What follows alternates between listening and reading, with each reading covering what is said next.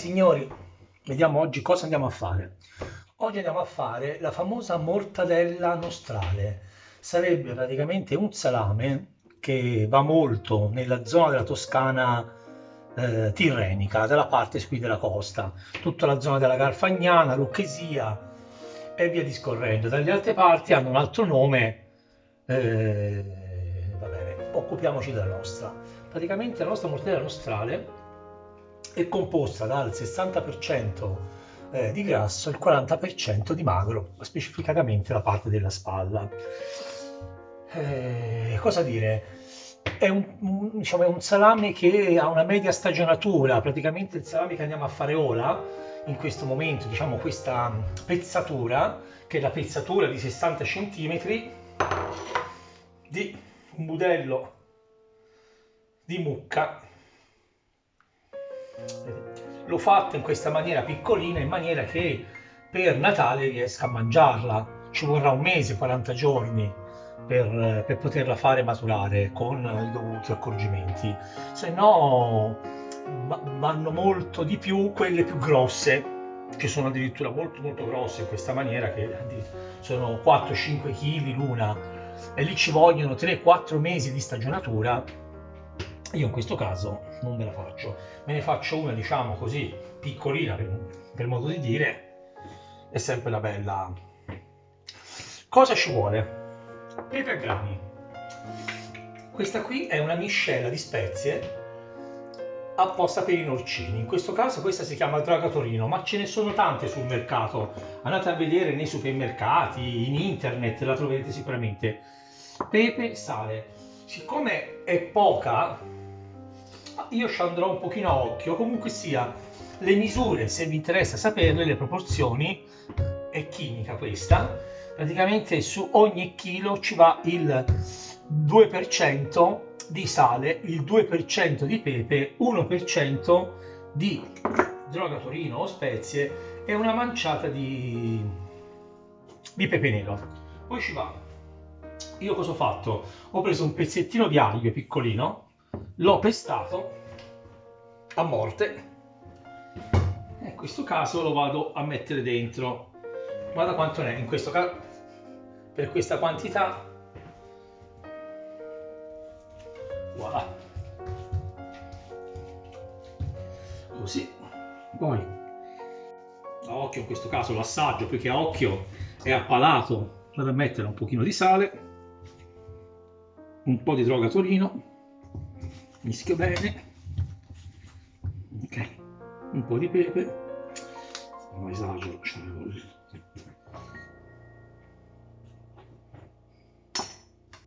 e a vostro gusto un pochino di grani di pepe. Questo qui è 500 grammi, questo che sto facendo ora. È una carne fresca che me la dà il mio macellaio di fiducia, che è qui a Pietrasanta, che è l'Anè, che ringrazio di questa carne super fresca.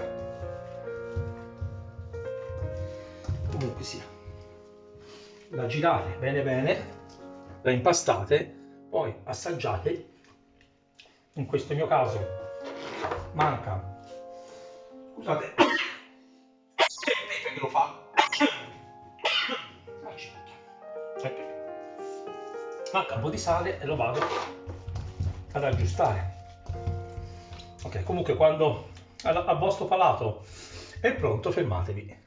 Ok, quando il vostro impasto è pronto, prendete il vostro budello.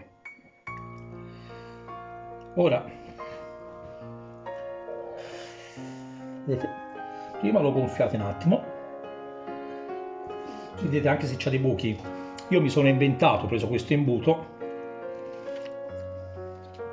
io ho levato il collo, mettete dentro tutto, ok, vedete, la fate entrare tutto il budello dentro nel collo dell'imbuto. Io ho già chiuso in fondo con lo spago e in questo caso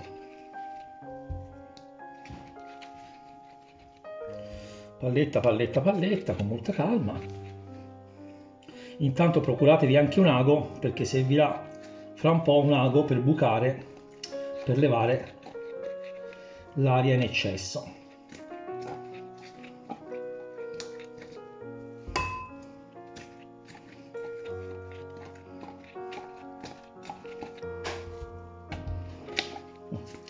È entrata cocò.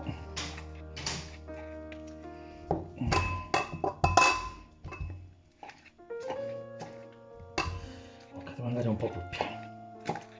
No, non concludo nulla.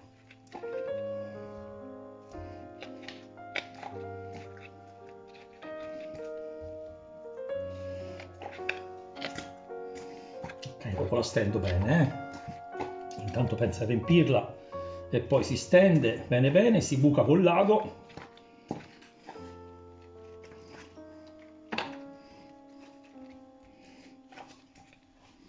Ok, un altro po'.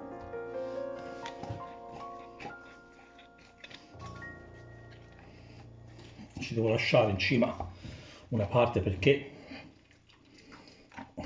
deve essere legata. Ecco qua. Ora vado a procurarmi l'ago e lo buco, però intanto inizia ad avere forma.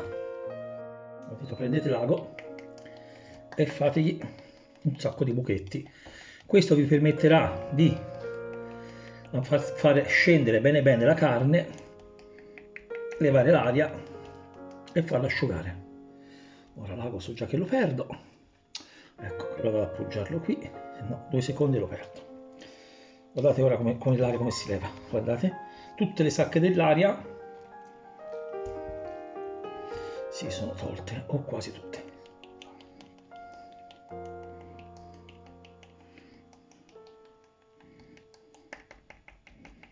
Ok, questa è una parte importante. Ok, presso bene, poi a questo punto andiamo a fare la chiusura.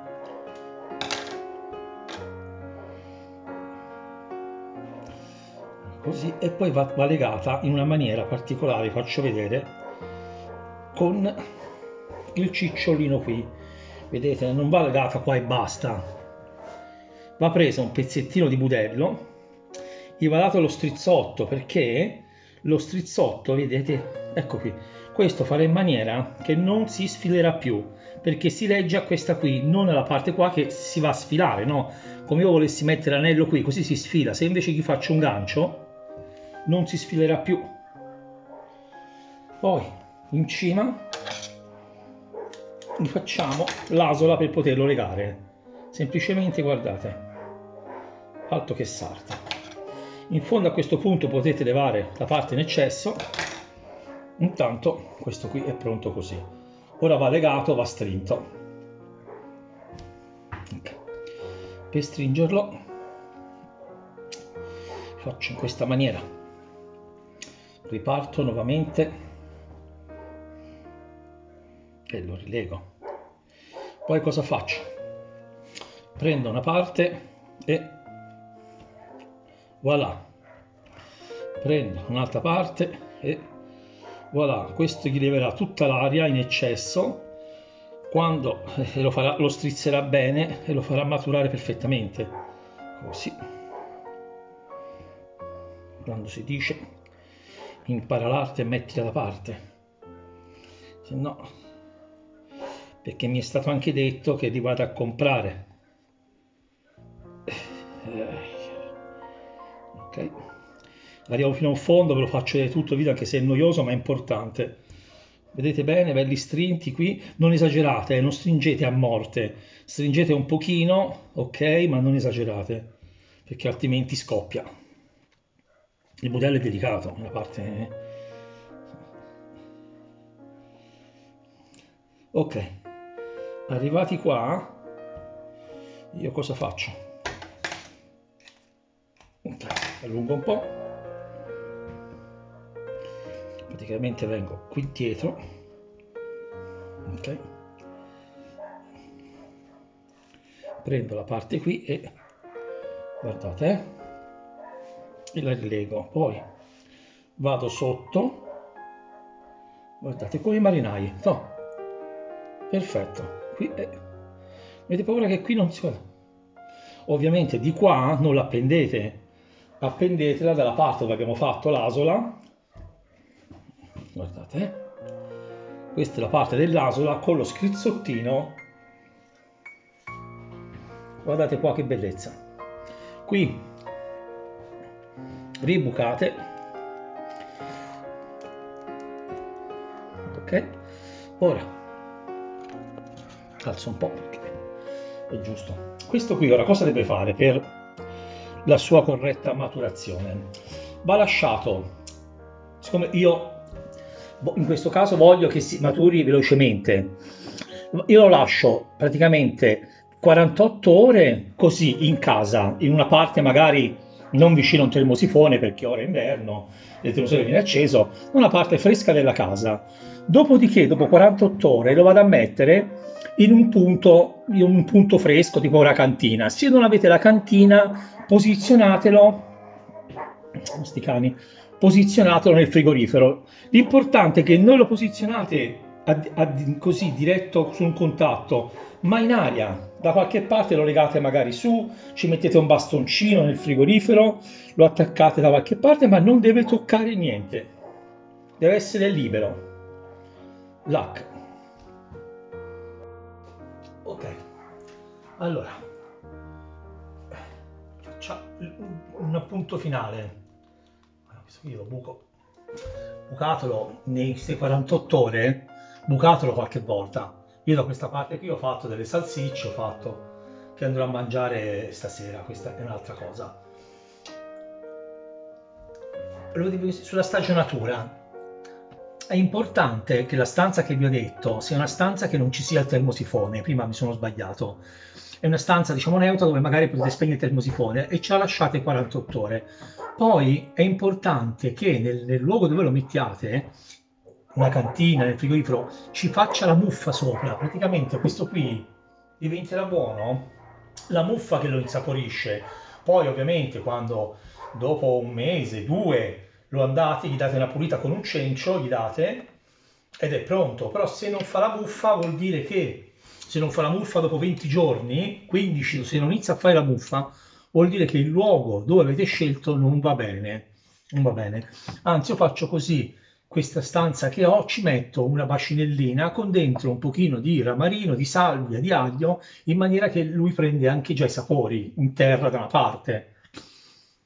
Ora io non vi posso far vedere questo qui pronto, vi farò vedere delle foto perché insomma, è un video fatto ora, ci vorrebbero 40 giorni per fare il resto. Magari riattaccherò alla fine il video quando farò diciamo l'assaggio. Per adesso pubblico questo e fra 40 giorni lo monto, lo metto vicino e lo dovrete rivedere.